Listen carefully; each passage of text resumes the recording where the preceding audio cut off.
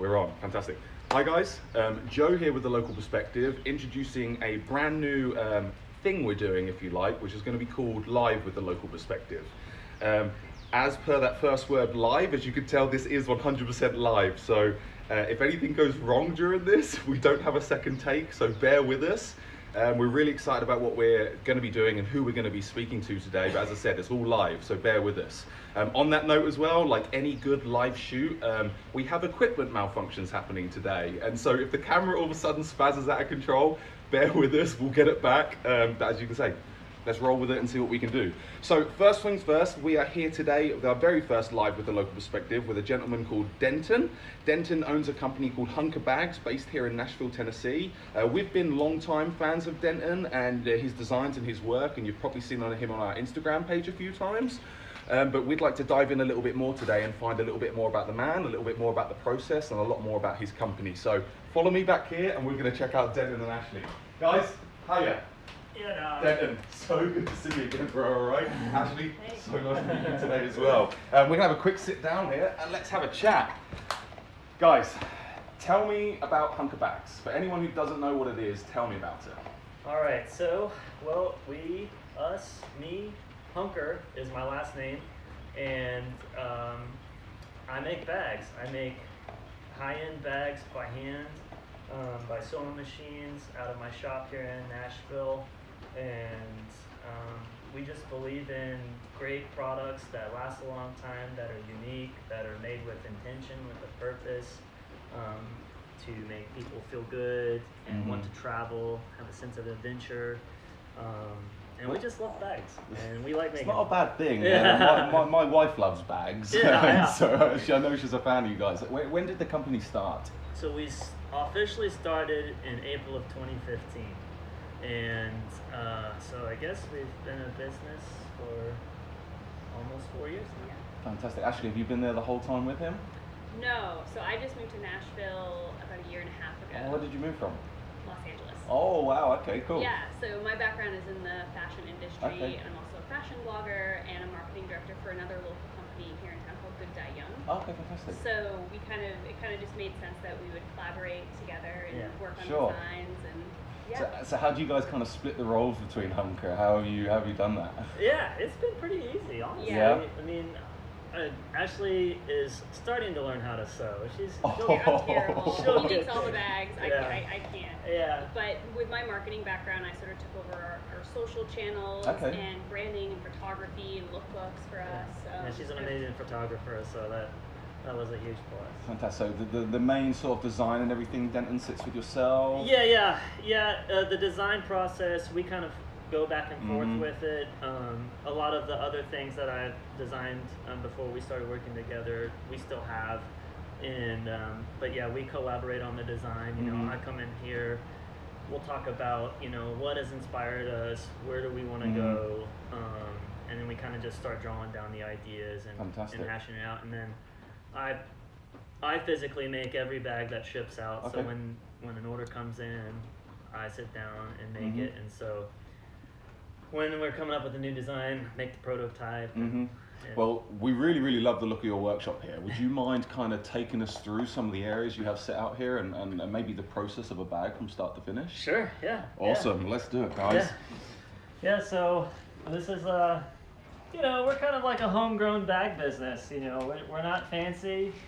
We like to pretend that we're bigger than we are, but really, we do the exact same thing all the time.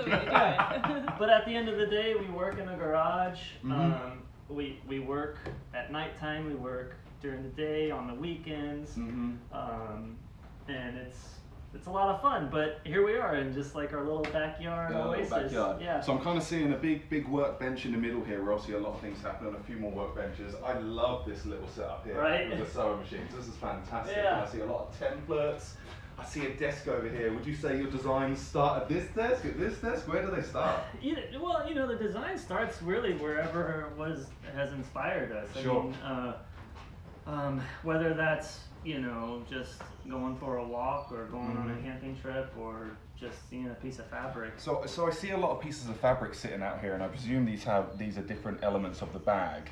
when you start with a design, do you start with a holistic picture of what the bag looks like at the end and then break it down by sections? Yeah, exactly. Okay, yeah, we cool. start with an idea what material we want to use, Okay. What color we want it to look like. You know, do we want it to be a tougher, more sturdier bag, or something a little softer? Yeah. We start from there. You start from there. What's the function of it? How is it going to be used? Okay. And the materials that we work with is leather and wax canvas. Okay. And we chose both of those fabrics, one because they look cool, they're utilitarian, they kind of just go with anything, they're durable, and they take on, just over the life of the bag, they take on really cool characteristics. You know, my background is with a company, with a leather company, and I love anything that takes on characteristics over time. I think you pay for that long term, and it's a really cool thing to pay for. So I'm seeing sort of templates. So can you kind of take us through the process of how you would build a bag like this? Yeah. Maybe from templates? Yeah. So here's all the bags on hand that so whenever somebody orders something, we come in here, find it, pull it off the rack, throw it on the table, cut it out with the material, and then start sewing. But this is just the process of figuring out how to make the template. Starts with just throwing paper up on the table here, and we start drawing, get out the rulers, and it goes through like 5 or 6 different revisions. Sure. I'm pretty terrible at math, so that takes me a little bit longer to figure stuff out. That's why we're doing things like this. Things like this. But yeah, it comes off the pattern rack, comes on the table. And then you start cutting. And so where do you kind of get your materials from? Where's the leather and the canvas from? Who supplies this? Yeah, it all comes from here in America. Cool. We use a couple different leathers. Some of it comes from Chicago, a company called Horween. Another comes from a place in Pennsylvania from a company called Wickett and Craig. Sure. The canvas comes from Missouri. I mean, this is some canvas here, isn't it? Yeah, I mean, you can just feel the thickness and the quality of that, though. Yeah, that is durable. That's not going anywhere. I mean, I don't know if you can really see that on there, but that is, I mean, you're not doing anything with that. That is going to be a sturdy bag. Yeah. And like I said, it's durable. The cool thing about the wax canvas is that it's treated with wax. So it kind of holds up to the elements, such as water. You spill something on it, it just kind of beads up and rolls off. Sure. And so that's when we're talking about functionality. Like, how is this bag going to function? We want it to be able, you can travel with it, and it's going to, you can go on a camping trip with the duffel bag. Yeah. It looks cool. You look good. Look cool, but it's not going to get destroyed by the elements. And so many of the big brands nowadays, I feel have sacrificed sometimes the quality for the design. Especially with the trendy materials out there. We're so churning those things out that I'm certainly someone who wants to pay for the durability and the function of the bag as well as design. I've always that, which is a really, really cool thing. So we cut the leather. We have, do you cut everything at once, get all your pieces like a big jigsaw? Yeah, it kind of looks like this. Like we were working on this last night. These are just 2 duffel bags, kind of the pieces of it. And so it all comes out on the table, and we kind of lay it out, and you just start piecing it all together. It's like a puzzle, and you start with this, you put the zipper on first. But we cut it out, take the pieces over here to the sewing machine. Well, let's come over here and have a look at these, because I'm seeing 2 different machines here. Is this 3 different machines? Yeah, we got 3 different machines here. And these, beg your pardon, Dan, but these don't look modern and brand new. Can you tell me a little bit about what type of equipment you're using and why? Yeah, so we use vintage machinery here. These are Conso, and they're from mid-70s, 1972 to 1975.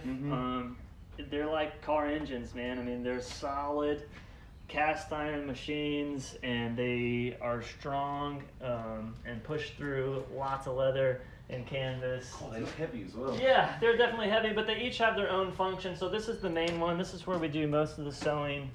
It all kind of starts here, where the 80% of the bag gets put together here. Okay. And then we move over here, and this is the binding machine. So this closes up kind of any raw edge on the bag. If it's an unlined bag, we do put some binding on it, keeps it, just adds a nice touch and just adds to the functionality and the durability of it. What's the difference between the templates you showed us over there and what you've got hanging up on the wall here? These are like old ones. Okay. We don't make these bags anymore, and they're kind of prototypes anyway, so okay, sure. they're just colorful. Yeah. And maintenance of these machines, do people still specialize in fixing this type of thing, or do you do a lot of it yourself? No, there's a guy in town, his name's Joe. Oh, and, good name. Yeah, and he comes by and services them. I mean, you got to keep these things oiled up. Sure. He comes in with toolboxes and wrenches and works on it, adjusts them, because they're fine pieces of machinery that have to be tended to. Absolutely, yeah. So the bag starts coming together here, and then you finish it on various elements of the desk here. You guys, I've read kind of about you guys. You kind of do a lot of bags made to order, don't you? Nothing's kind of made in bulk here, is there? Can you tell me a little bit about that? Yeah, we try to as well, because that way, we can kind of customize it too, and we have a lot of different colors and textures that you can use. So, like for our duffel bags, for example, you can have green wax canvas with tan leather, black leather, brown leather, so you can customize it and make it a little bit more and I think it's because we are a small business. I mean, it's not like we're selling thousands of these a month, so it doesn't make sense for us to make a whole bunch of things.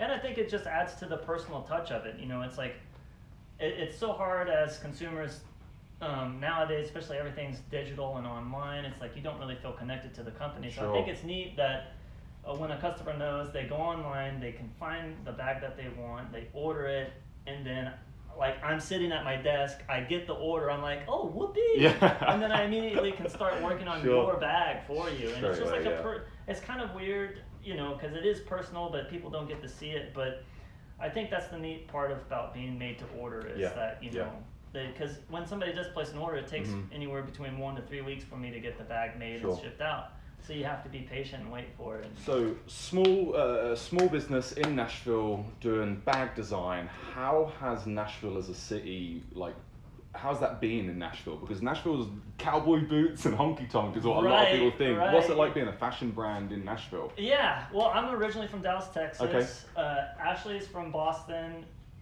and came to Nashville via LA. She was in LA for 6 years. And so, and my background is I played drums in a band, toured the country for 15 years. And that's kind of how I kind of got into making bags, because I made one for myself just to travel with. But I never felt inspired in Texas, so I never I never started a company. I always thought it would be fun. And it wasn't until I moved to Nashville that I was like, oh, I'm gonna do this, because Nashville as a city, as a fashion hub, as a creative hub, just has this energy, this that just, it's inspiring. The people here are so welcoming in the community of makers and artists and stuff. And so just kind of being here, the atmosphere of Nashville, I think it has a fantastic fashion industry, community.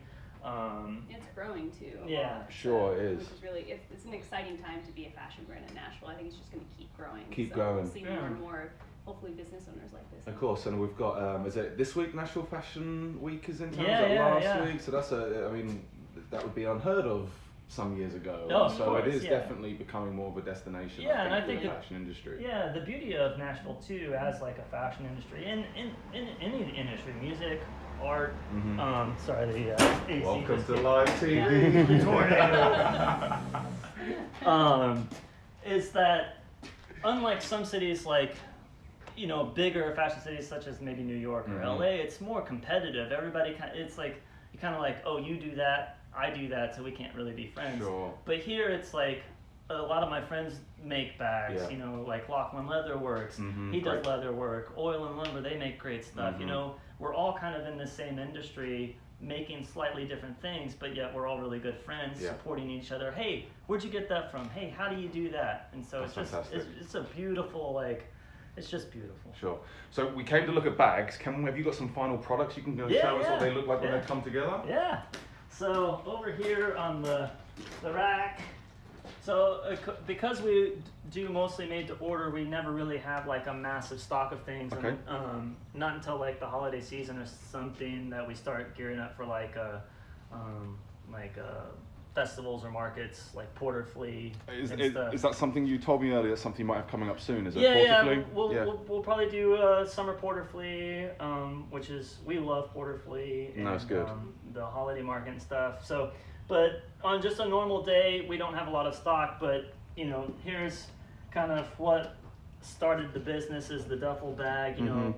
This is the one you just saw on the table. Oh, okay, fantastic. Yeah, so this is the one on the table that's being made, and this is the finished product. But you know, that wax canvas and leather handles and stuff, it just comes together as a super classy yet durable. You can check this bag too. We check them all the time, and nothing happens. That's a to killer them. bag. Guys, we've had Mika Pringle has asked us the question, is this just a workshop, or is this an open house where people can come in and visit you, or how does this work? Yeah, it's just a workshop. That's how we've always been. We had a shop out in Old Hickory. It was the same kind of thing. It was just because of the nature of it, and our hours are so weird, that it just a shop, and unfortunately we can't have people coming over here, but later down the road, we hope to have a storefront that people can come and visit. I know one of my friends called Matt Royalty has this bag. He uses it like every single day. I gotta say, that is just killer looking. I mean, the leather on this is just gonna age so well over time, and that's gonna develop like a patina, isn't it? And become, will this darken, this type of bag darken over time? Yeah. That is a killer bag. Yeah, where can people buy right now, then? If they want to learn more and they want to buy a bag from you, where do they go? Sure, yeah. So most of our sales are all online, so at hunkerbagco.com. Everything's up there. There's a few stores around town that sell a handful of things, like White's Mercantile.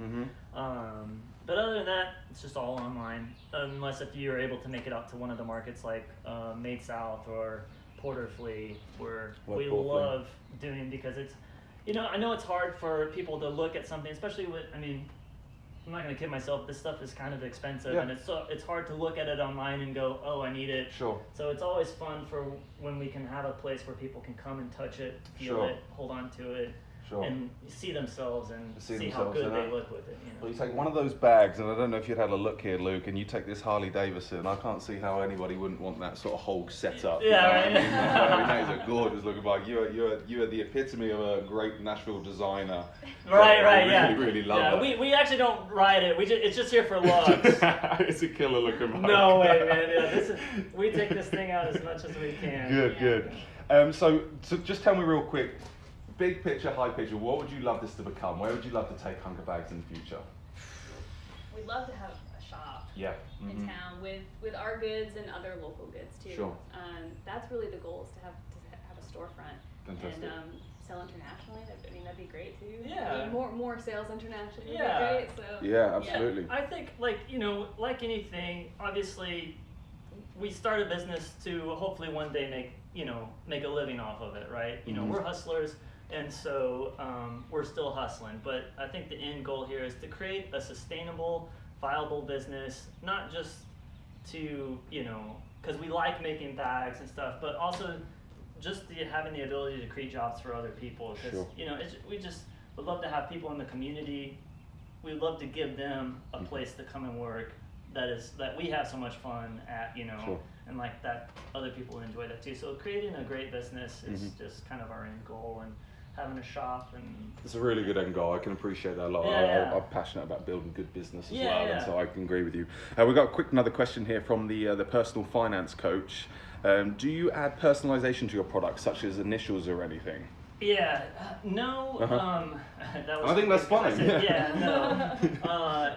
We get asked that a lot, and maybe one of these days we will.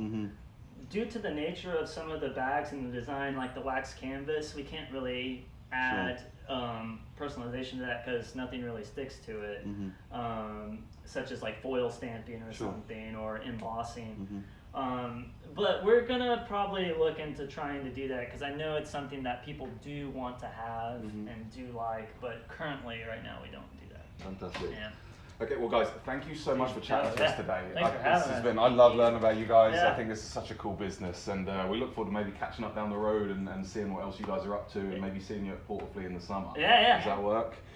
Okay guys, that's our first live with the local perspective. That was Hunker Bags, as I said, available at hunkerbags.com. Hunkerbagco.com. hunkerbagco.com, and also on Instagram the handle is Hunkerbagco.